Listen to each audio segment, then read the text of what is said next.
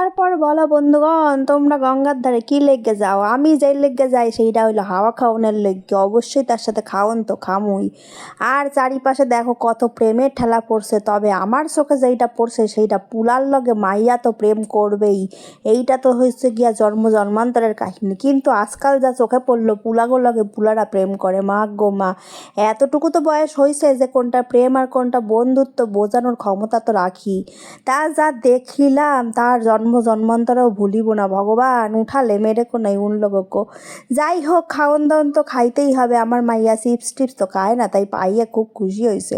আমার চোখটা বাড়ি বাড়ে এই দিকেই যাইতেছিল, কে কার লগে প্রেম করে দেখি কাউরে চিনতে পারি না। তার বাড়ি গিয়া তো অবশ্যই কইয়া দিমু। যাই হোক, সবার কপাল ভালো আছিল যে আমি হ্যাগো চিনি না। যদি চিনতাম হ্যাগো বাড়ি গিয়া অবশ্যই কয়ে দিতাম।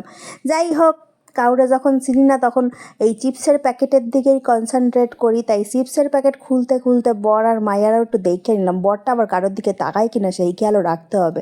যদিও বা এক্কিরে গঙ্গার ধারে বয়েছি বুঝছেন, যাতে কাউরে চোখে না দেখতে পারে।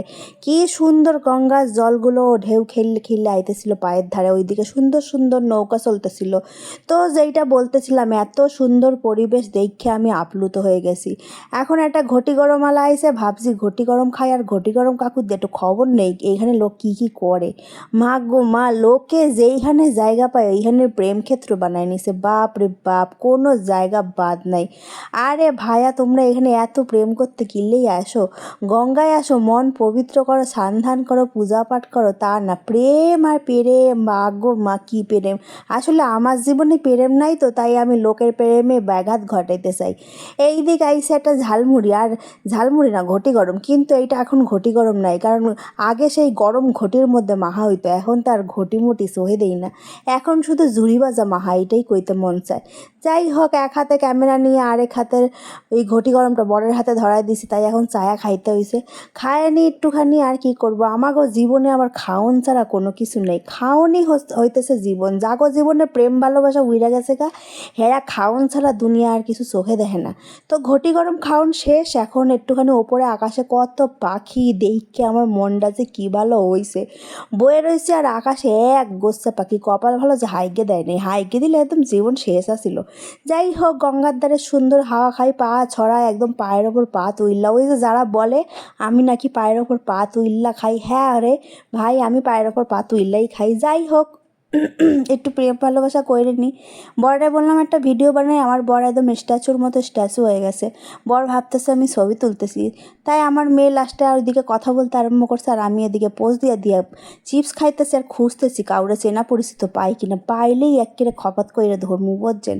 গঙ্গার হাওয়া খাই আর এইসব খুঁজি, কুসুইটটা মন কুসুইটটা। যাই হোক, অনেক হাওয়া খাইছি, কাউরে দেখতেও পারি না। এবার বাড়ি যাই বুঝছেন, বাড়ি যাওন তো লাগবে, এই কতক্ষণ আর গঙ্গার হাওয়া খামু। তবে বাড়ি যাওয়ানোর আগে সুন্দর একটা আওয়াজ পাইলাম, এত লোকজনের মাঝখানেও যে পাখিদের কলরব এত সুন্দর শোনা যায়, হেইটাই শুনলাম। এই যে ঠাকুরের ফুল বিসর্জন যায়।